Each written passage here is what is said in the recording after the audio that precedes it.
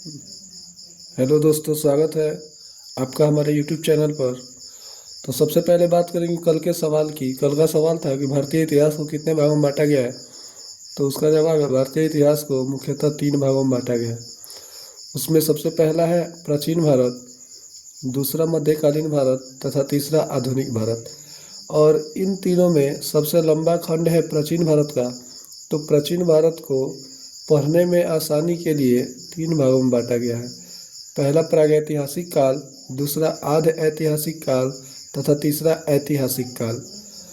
प्रागैतिहासिक काल हम वैसे काल को कहते हैं जिसका हमारे पास लिखित स्रोत मौजूद नहीं है, अर्थात जिसका केवल हमारे पास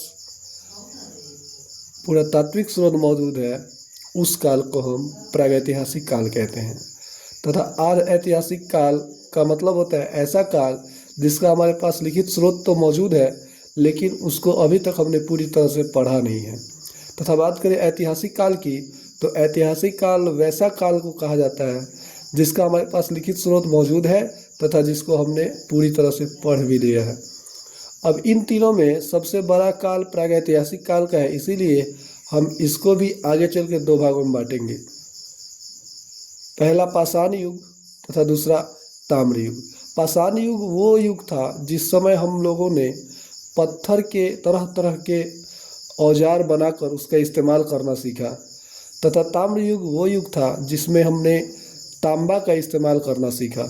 अर्थात मनुष्यों द्वारा सबसे पहला धातु जो प्रयोग में लाया गया उसका नाम था तांबा।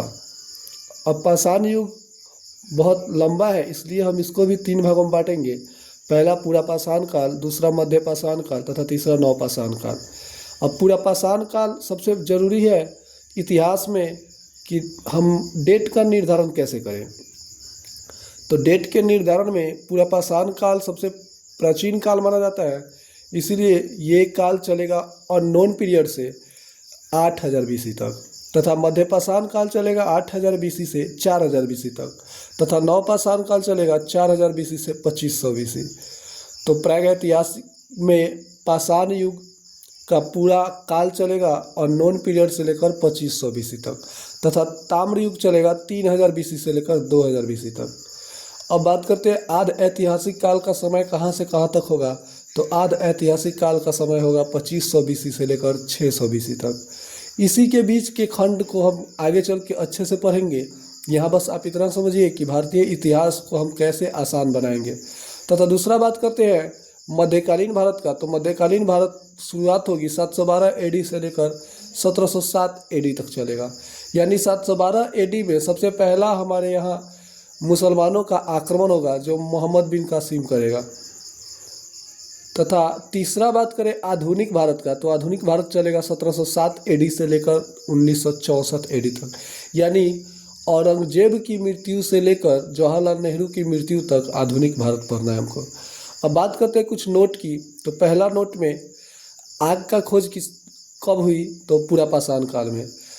पूरा पाषाण काल में मनुष्य मुख्यतः क्या हुआ करते थे, तो मनुष्य मुख्यतः आखेटक यानी शिकारी तथा खाद्य संग्राहक होते थे। अब बात करते हैं तीसरा की, तो भीमबेटका जो मध्य प्रदेश में पड़ता है, तो नर्मदा घाटी से ही चित्रकारी का प्राचीनतम साक्ष्य मिला है जो पूरा पाषाण काल के माना जाता है।